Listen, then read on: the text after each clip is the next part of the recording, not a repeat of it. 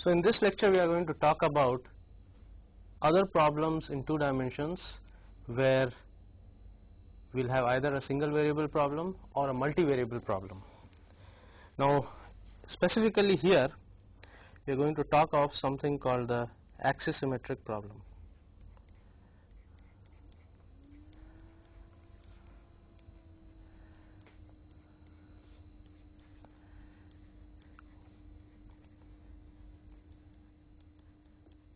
So this problem is essentially concerned with a domain of a very special type, a domain which is obtained by revolving a plane about a particular axis.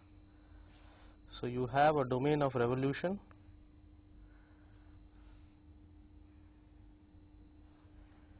okay.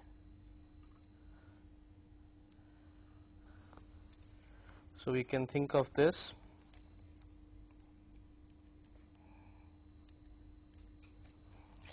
as formed by revolving this plane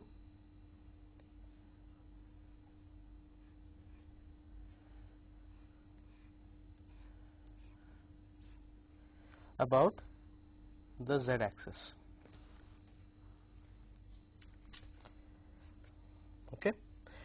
So for such a domain we are going to use a cylindrical coordinate system.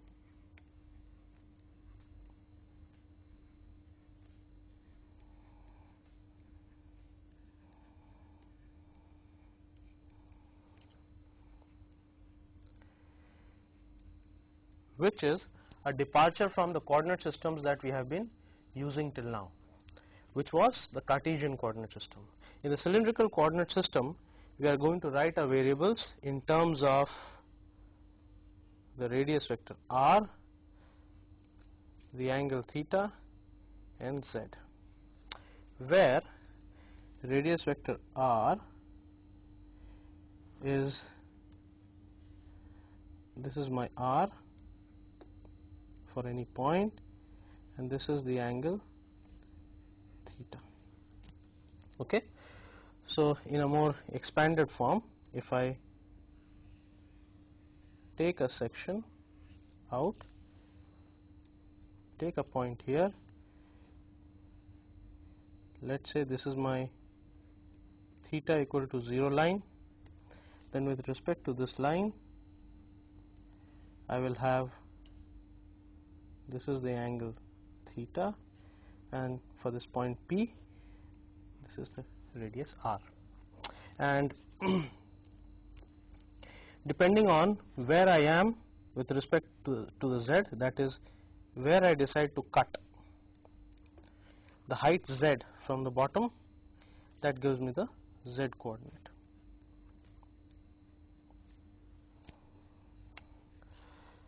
Okay, so this is the coordinate system that we are going to use, and we will have a variable, let's say a function u, which is now a function of r, theta and z. A particular problem which can be posed over this domain is a problem of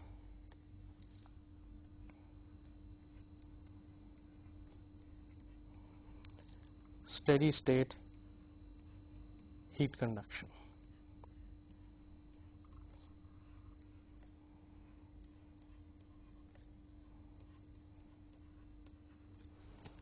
Okay.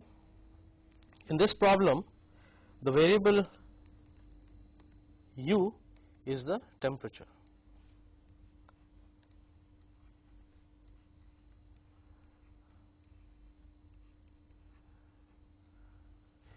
So if I write the conservation law for the heat conduction problem in terms of the cylindrical coordinate system, then I'll have to first define the heat flux. So our heat flux is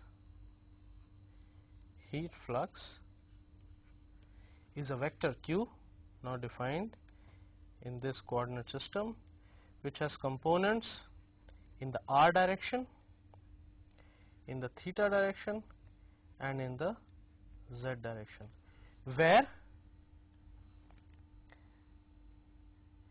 this is my unit vector in the r direction, this is the unit vector in the theta direction, and the one going upwards is a unit vector k in the z direction. So I have an orthogonal coordinate system here also with er, e theta and k as the unit vectors, and qr, q theta, qz are the three components of the flux vector in these three orthogonal directions. So once I have this coordinate system, now we have the constitutive relationship for the flux quantities. So this transpose I will have qr is equal to minus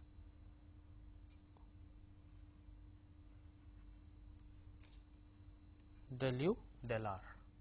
Why this minus? Because as we know, the heat will flow from a region of higher temperature to a region of low temperature. So it goes from in the negative gradient direction. Similarly, q theta is equal to minus 1 by r del u del theta, and q of z is equal to minus del u del z. So these are our components of the heat flux vector. Given the components of the heat flux vector, I can define the conservation law. Essentially, it's a conservation of energy, or the heat conduction problem. Conservation principle given as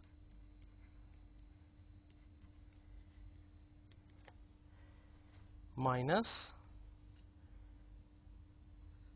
1 by r del r of rqr minus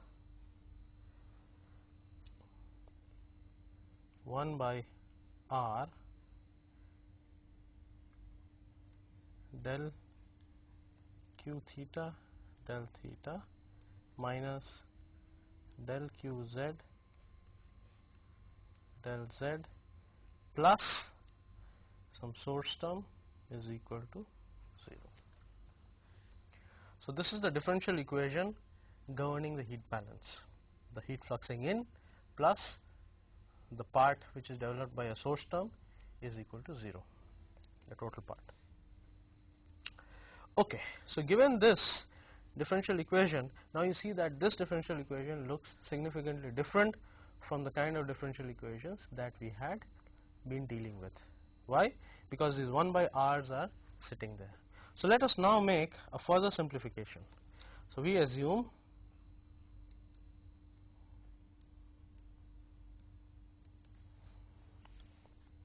that u is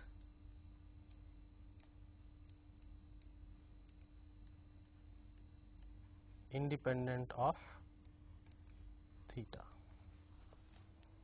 That is, u does not depend on the angle of orientation theta, and similarly the q also becomes independent of theta. All the derived quantities out of the temperature become independent of theta, which means that in this expression I can knock off this quantity. Okay, so I am left with the differential equation minus 1 by r del r of rqr minus del qz del z plus q equal to 0. By making this assumption, which is generally actually thought of as the axisymmetric problem, I have now reduced this problem in terms of the two variables r and z.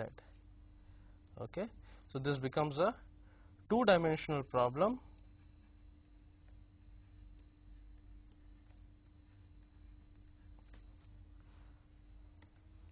in the RZ plane. That is, I come back to this plane that I have here. I am solving the problem over this plane, any arbitrary plane that I take. Okay, so now the question is, how do we go about solving this problem using the finite element method? So in order to obtain the solution to this problem, the first step is to obtain the weak formulation. So how do we obtain the weak formulation? So for the weak formulation,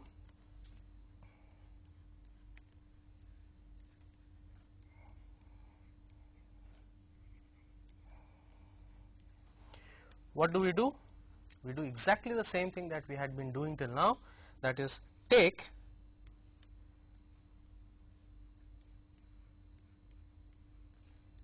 V as a function of R and Z to be a test function,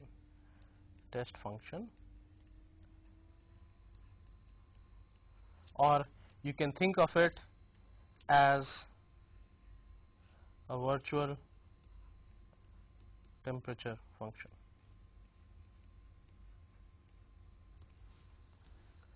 Okay, multiply the differential equation that we got in the previous page, multiply this differential equation, let me call it by the number 1.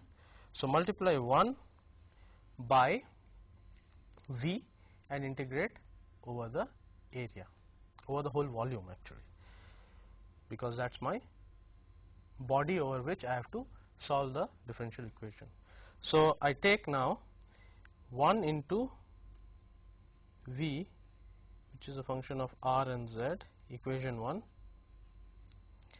integrate over the volume of this solid of revolution, dV. This has to be equal to 0. When I integrate over the volume, what do I get? I will get, this implies integral. Now how do I define dV? dV will be obtained as a variation of theta from 0 to 2 pi. If I come back here, theta will go from 0 to 2 pi. Okay, so dV will be in terms of a piece here multiplied by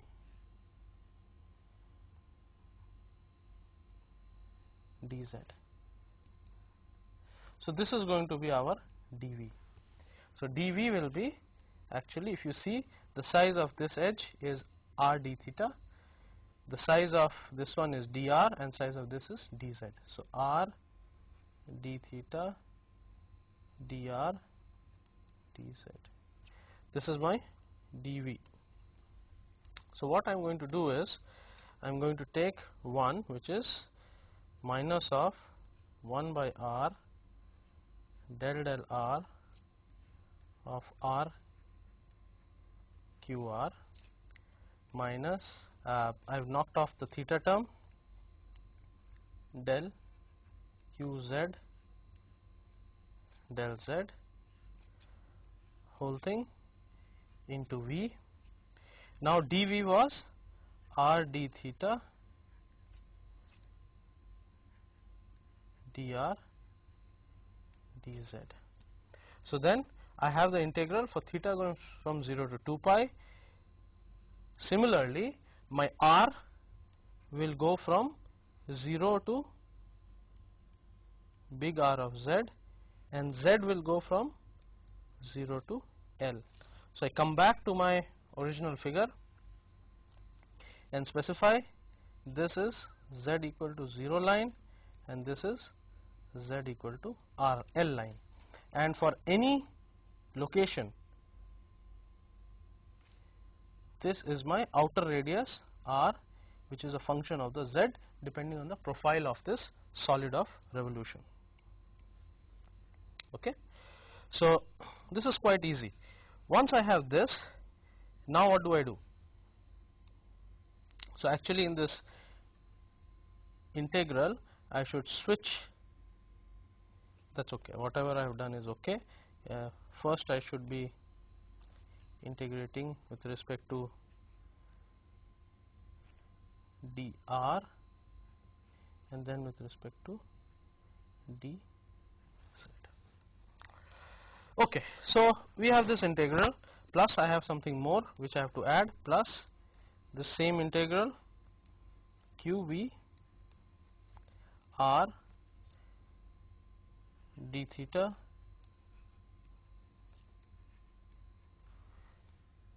this is equal to 0. What was the next step that we did? So first step was to weight our differential equation by a test function and integrate it over the whole volume of the body of interest. Next step was to do an integration by parts, because why? Why do we have to do that? Because you see that here QR involves the first derivative of u with respect to r. Similarly, QZ involves the first derivative of u with respect to z. So del QR del r and del QZ del z involves second derivative of u with respect to r and z, while v has v sitting as such. So we would like to weaken the smoothness requirement on the u and on the u by doing an integration by parts, by which we shift one of the derivatives from u to v. So what do we do next? So next is we see that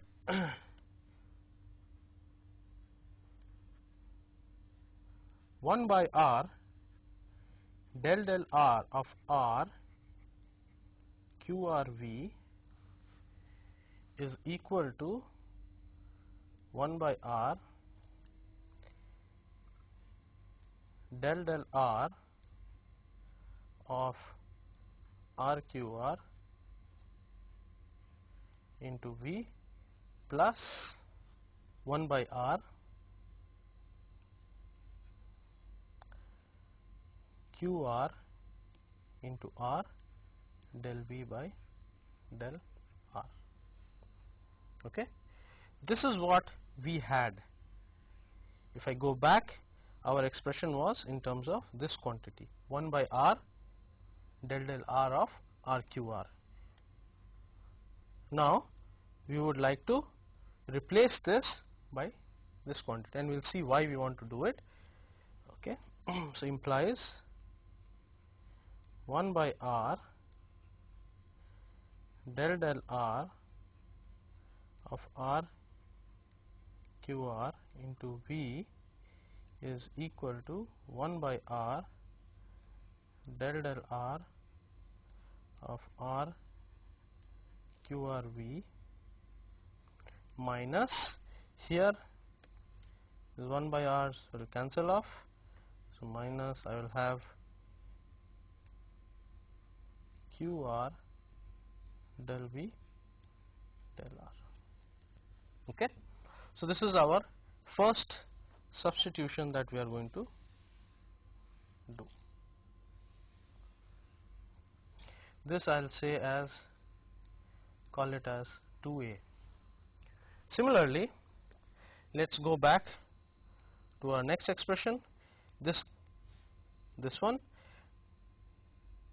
del qz del z into v. Okay, so this one we'll say that del del z, this we have already done many times before, qzv is equal to del qz del z into v plus qz del v del z. Okay, which implies that del qz del z into v is equal to del del z of qz into v minus qz del v del z.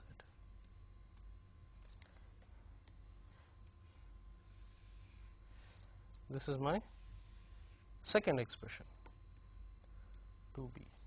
So you see what we have done, we have transferred through this the derivative from qz to v in the second expression. Okay, so now what do we have? When we go back and substitute this in our differential equation, in our weighted residual form that we have written. Okay, so what we'll get is minus integral, I'll rearrange this properly, theta, this is over z, this is over r, okay. We'll get 1 by r del del r of r q r v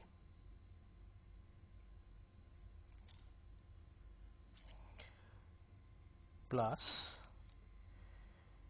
del del z of q z v, we'll say this is d theta dz dr, okay, plus I'll get integral over theta, integral over the z, integral over the r of, because minus minus has become plus here, q r del v del r, sorry, it will be into r d theta dz, q r del v del r plus q z del v del z whole thing into r d theta dz dr plus integral over theta, integral over z, integral over r q v r d theta dz dr is equal to 0. Let's go back and check if we have made any mistakes. This was our weak form, the weighted residual form. Here we have substituted the next part 2a, 2b, 2a and 2b to get the form that we have written here. This is my expression, let's call it 3. Okay. Now this quantity here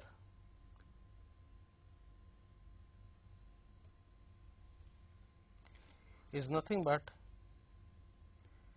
divergence of q into v. So divergence of vector q into v. Okay. Now by the Gauss divergence theorem, okay, so Gauss divergence theorem will give me this part can be written as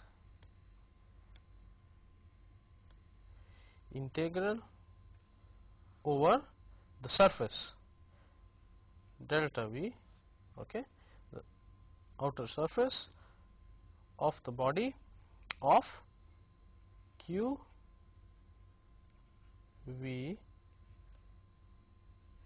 dotted with n into dA. Okay, so this becomes now by Gauss divergence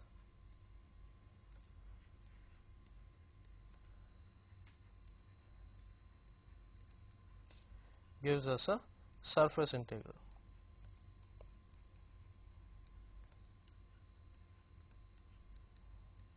Okay, so these are essentially the building blocks, and see that barring this a little bit of complication handling the r and the z derivative, the whole approach is the same as what we have been doing till now. Okay, so then we will rewrite this thing as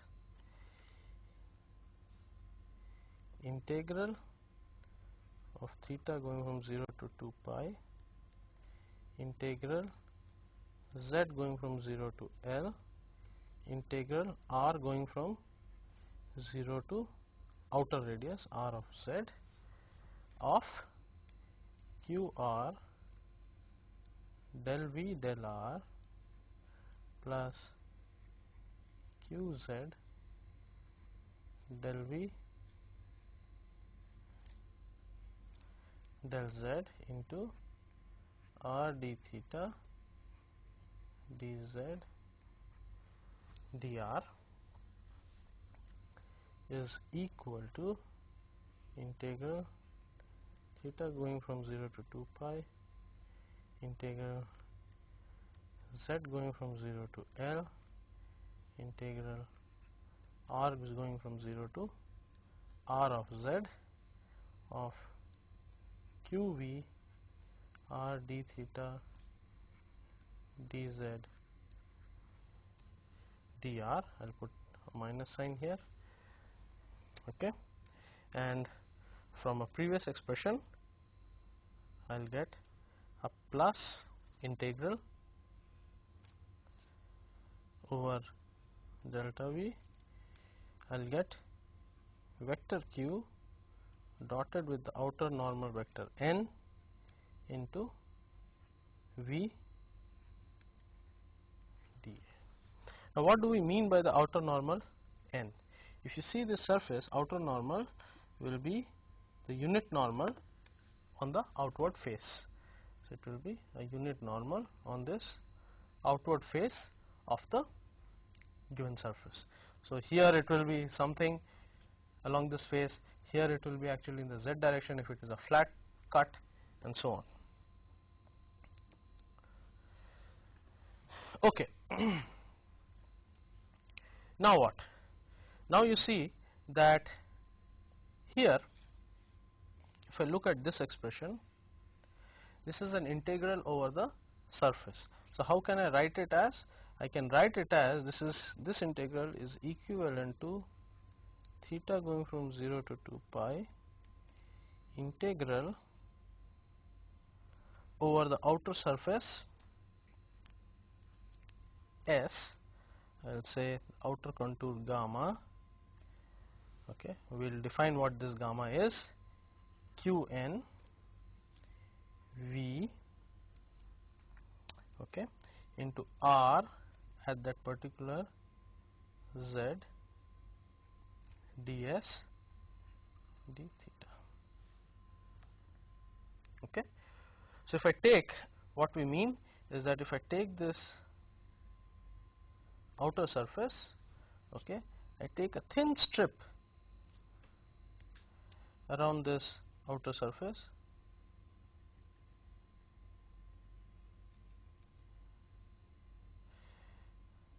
this strip, this is dimension ds, okay. So the total area is ds into the length of the perimeter of this circle, okay.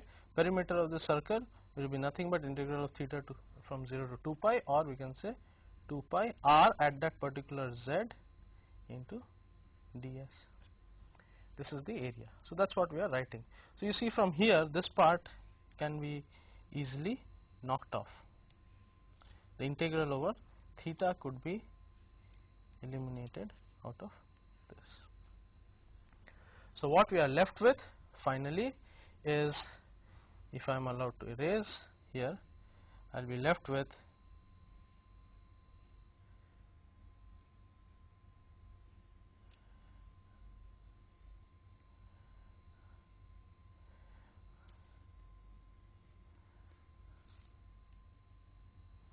this expression.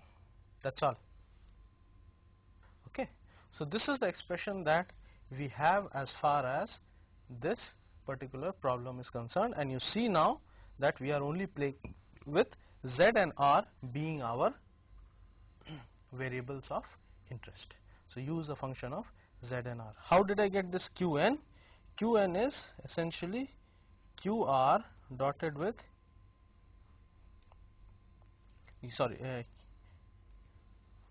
what do I have? Qn is actually,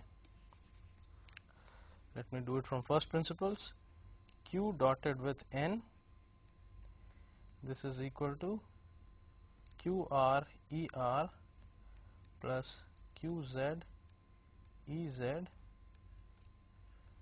dotted with nr er plus nz ez. That is, the components, if I take this face, the components of the normal, this is my normal n, its component in the r direction and its component in the z direction. This is nz, this is nr, and this normal has size 1. Okay, so this dot will give me, this is equal to qr nr plus qz nz.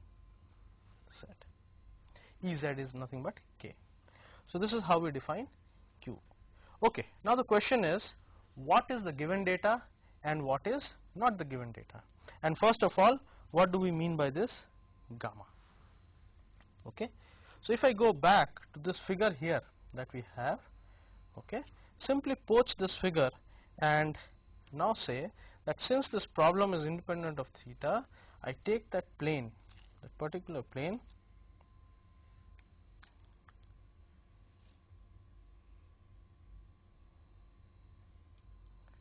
like this. I may have the surface like this. Okay, this is the line. I will say that this is my z axis and I can say this is my r axis. Okay, so here if I take this plane, this surface I will call it as this surface.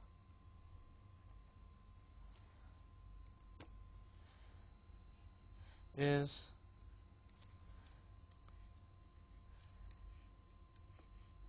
the outer surface gamma. This I can call as gamma 1, this I can call as gamma 2, this I can call as gamma 3, and this one I call as gamma 4.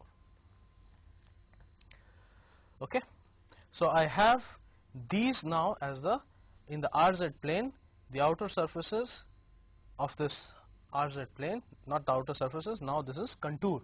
The outer contour of this surface is given by gamma 1, gamma 2, gamma 3, gamma 4, or the total is ensemble gamma.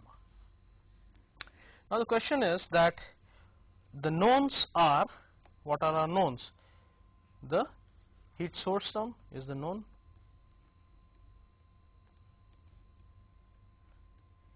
and on part of the boundary I may be given what is the heat fluxing in to the body or out from that particular boundary.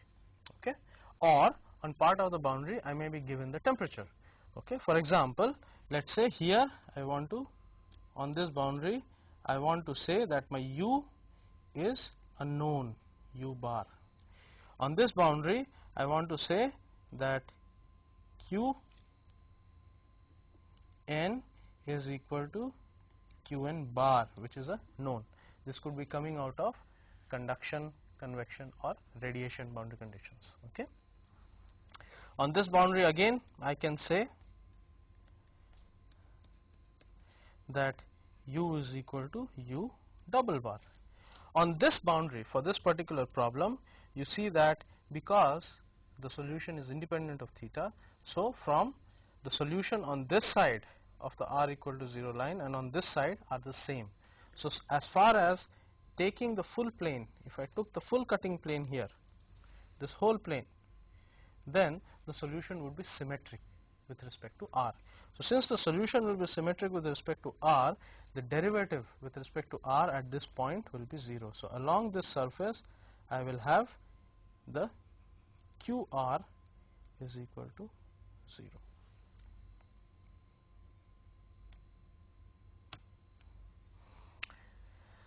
Okay, so on this surface qr is equal to 0.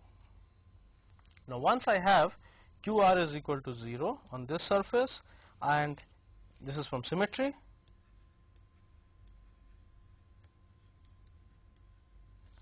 I have the boundary conditions now given on each of the 4 faces or 4 edges of this particular 2D domain in the RZ plane.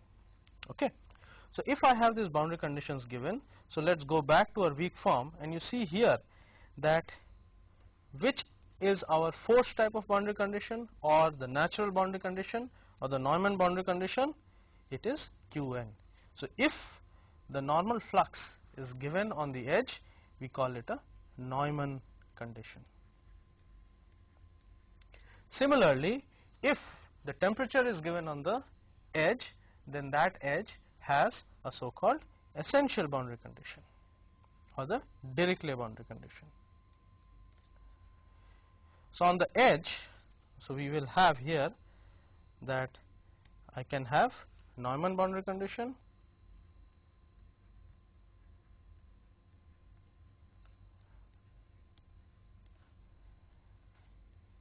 Qn given. So on an edge where the heat flux, the normal heat flux is given, I cannot specify the temperature. It's either or. A Dirichlet edge is one on which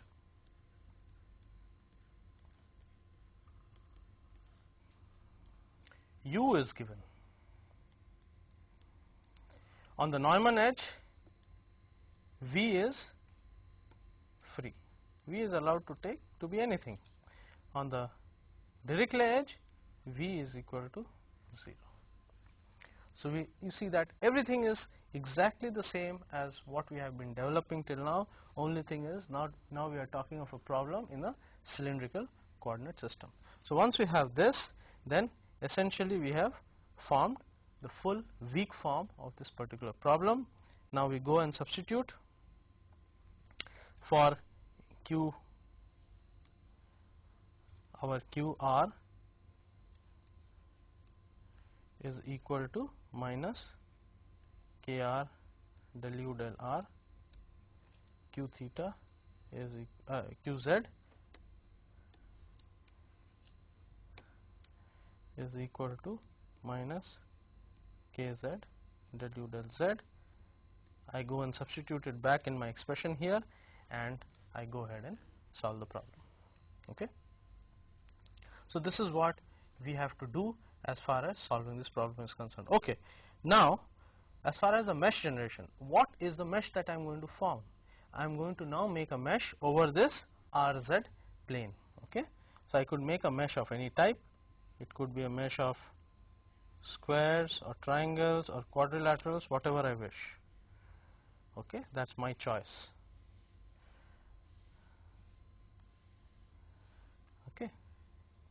So I will make my mesh, solve the problem exactly the way that we have been doing till now, and I have my solution to the axisymmetric problem.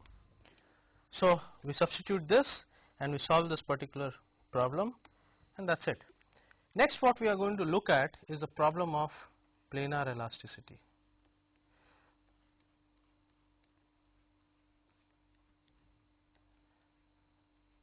This is another problem of great interest in mechanics. Here we have some domain which has an area A and it has a boundary. I will call it gamma as the boundary. Okay. In this case, what is given to us is that there is a distributed body force vector F. So the body force is given by the vector F. On part of the domain, I could be given the tractions. Traction is given by the vector T. On some part of the domain, I may fix the displacement.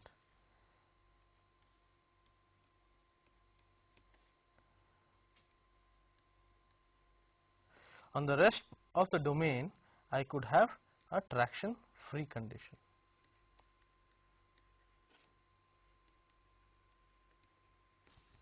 Okay.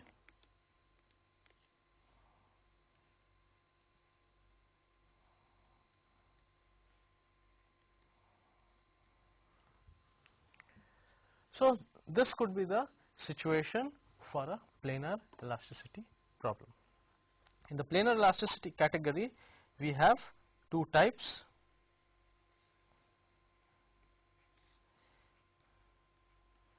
Plane strain, where the components of the strain in the transverse direction become 0, and from there we have a reduced constitutive relationship, or I have a plane stress.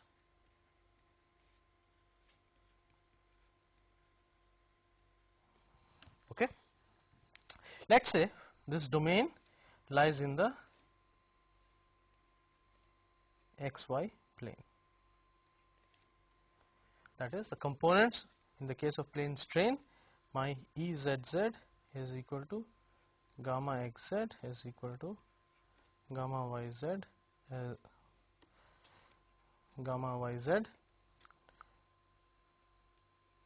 is equal to 0. Here I would have sigma zz is equal to tau xz, this is equal to tau yz is equal to 0.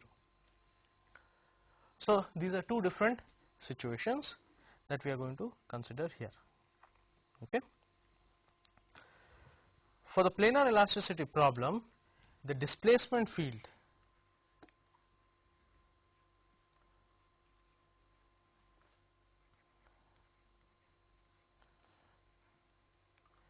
is now a vector field. U, it's a function of x and y because it's a planar problem. We don't take it to be a function of z. Okay. This is a vector given by u1, which is a function of x and y, and u2, which is a function of x and y. Okay. For this displacement field, now we have a corresponding strain. The definition of strain, I will write the strain in the engineering notation. Strain is written as a vector.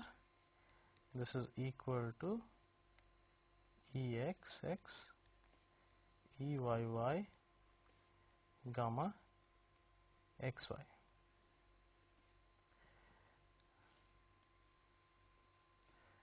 This del u1 del x del u2 del y del u1 del y plus del u2 del x, the definition of the strain. Okay. Then we have, this is called the strain displacement relationship.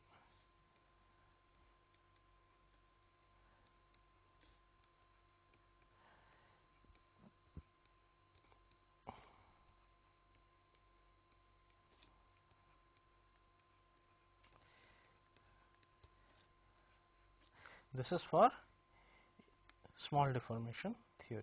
Remember that we are not talking of large deformations, here we are talking of small deformation theory.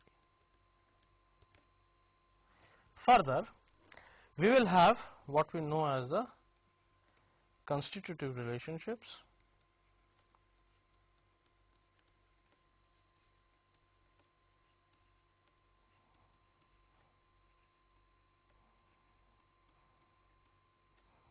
Okay, which tell us what are the stresses in terms of strains. So then I will write here stress, again I am writing as an engineering vector notation. It is sigma xx, sigma yy, and tau x y. Stress is assumed to be symmetric, not true all the time, but we are assuming that there are no distributed body moments, so the stress tensor is a symmetric tensor. This will be equal to some material matrix C into the strain vector epsilon. Okay, where C has components C11, C12, C16,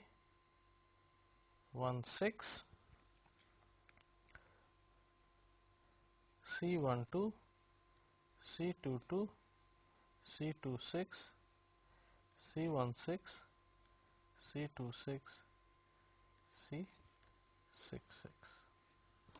Okay, this is the elastic or the stiffness matrix. Material matrix. We are talking about the problem of linearized elasticity. So stress is a linear function of strain given by this material matrix C. Okay. Now for this problem, the equilibrium is written in terms of angular momentum, conservation of linear momentum, conservation of angular momentum. Conservation of angular momentum has, for these problems, given us stress symmetry. Conservation of linear momentum is what is left to us. Conservation of linear momentum.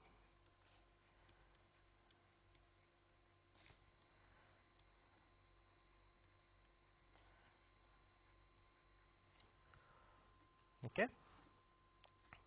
So if you remember, it is given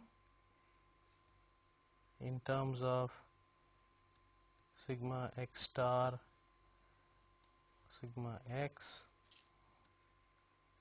sigma y star, sigma y,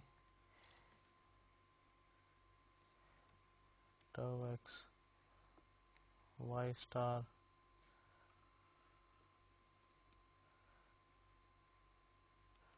tau xy star, tau xy and tau xy, and here is a contribution due to f delta A. Delta A is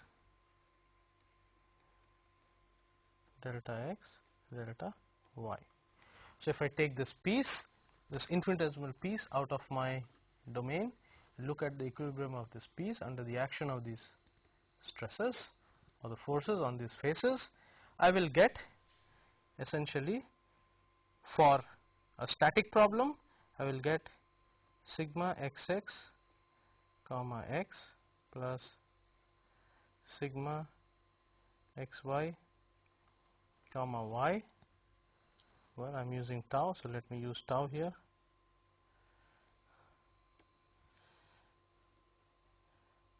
Tau xy comma y plus f1 is equal to 0.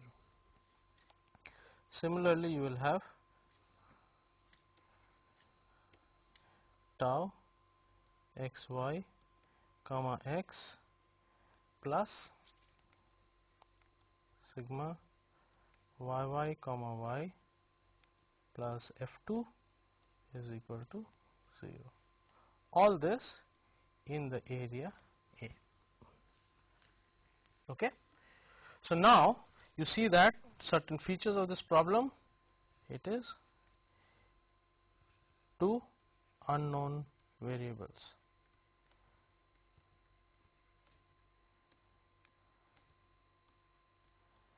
Variables u1 and u2.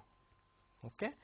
There are, corresponding to these, now there are two equations governing differential equations, and you see that these differential equations are coupled.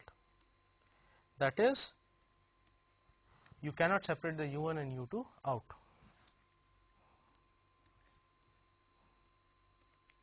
Both the equations are in terms of both u1 and u2.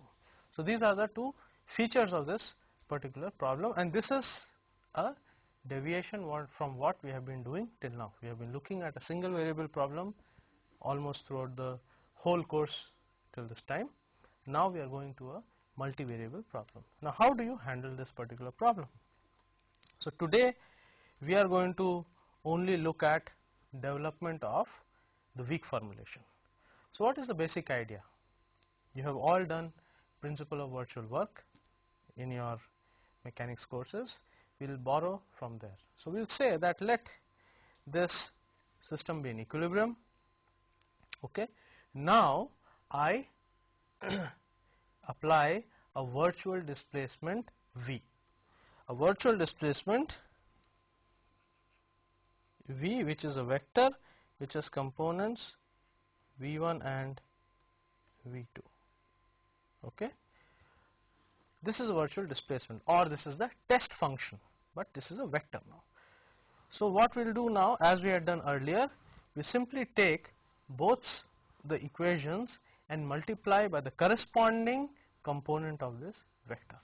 So this I'll multiply with v1, this I'll multiply with v2. Then what we had done,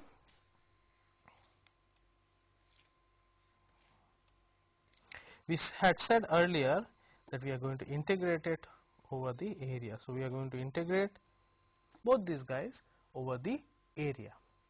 You see that each one of them, if I integrate, will be equal to 0. So if each one is 0, I am simply going to add the two. Add the two, so I'll get now one expression in terms of an integral, that is integral of the area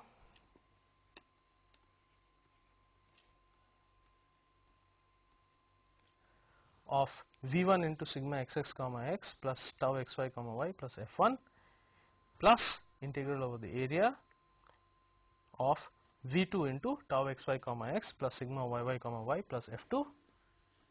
This is equal to 0. Okay, so this is our weighted residual form. When I sum, this is the weighted residual.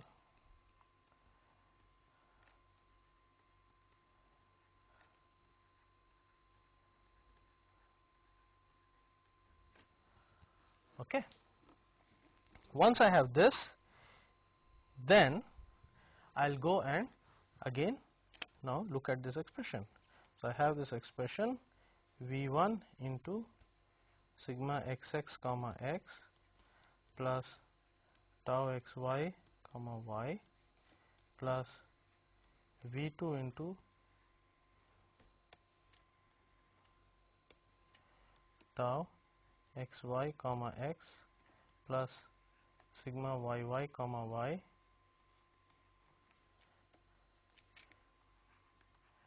dA, okay, plus integral over a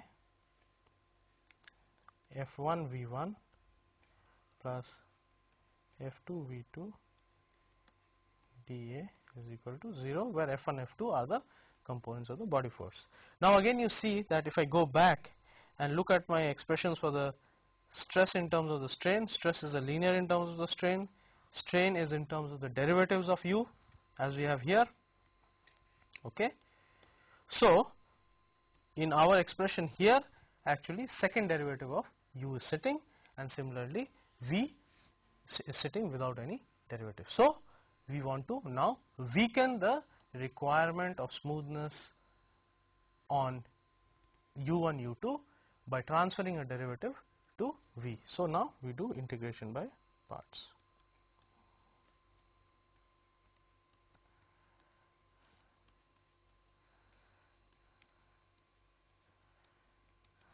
Okay, in the integration by parts, again the same thing we can do, that del x of v1 sigma xx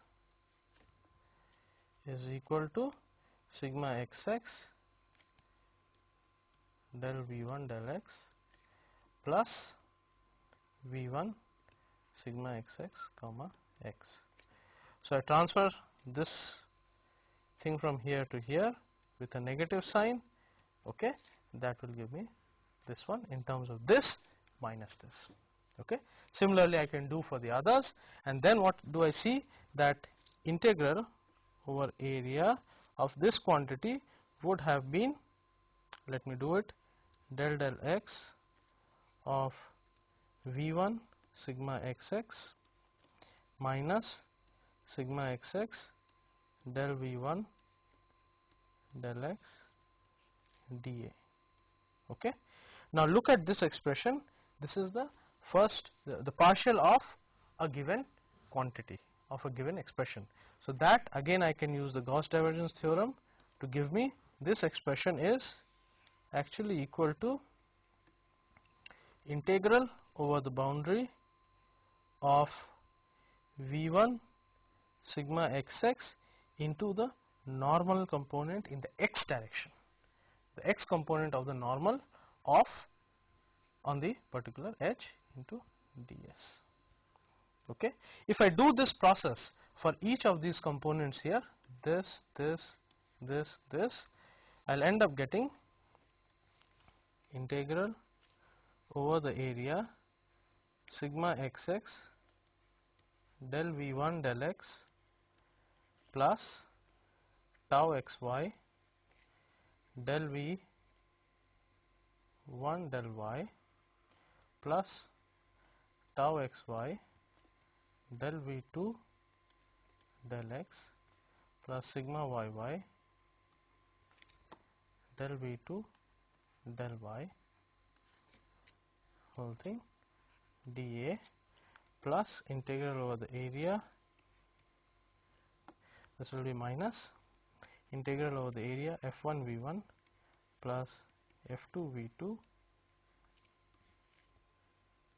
dA, okay, plus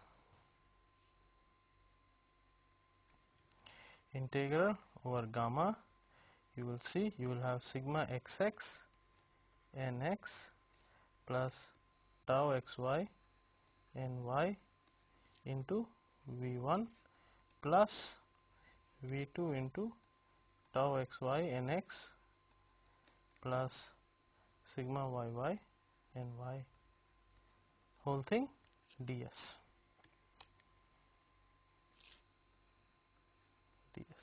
Integral over the edge.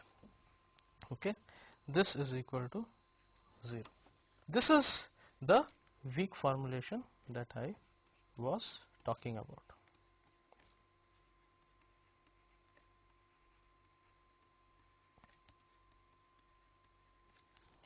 Now, from our basic mechanics, we know that on the boundary sigma xx nx plus tau xy ny is equal to the x component of the traction vector on the boundary. Sigma yy ny plus tau xy nx is equal to the y component of the traction vector on the boundary. So, these things can be given in terms of the x component or one component of the traction vector, y component or two component of the traction vector. I will call this also T1, this is also T2. Okay. So, now on the boundary the traction, either the traction is given or the displacement is given. So, we will have to talk about what are the possible boundary conditions that can be applied for this particular problem, okay, in terms of the displacements or in terms of the given traction forces on the boundary. But what we have obtained here in this expression is the complete weak form. I go and substitute the expressions for sigma xx, tau xy and sigma yy in terms of the strains in terms of the displacements. I will get the weak form in terms of the displacements. Notice one more thing, that here these are all in terms of del v1 del x, del v1 del y, del v2 del x, del v2 del y, and not in terms of the strain. This we will talk about in the next lecture, that how it gets converted to the strain for this particular type of problem, and then we will work from there.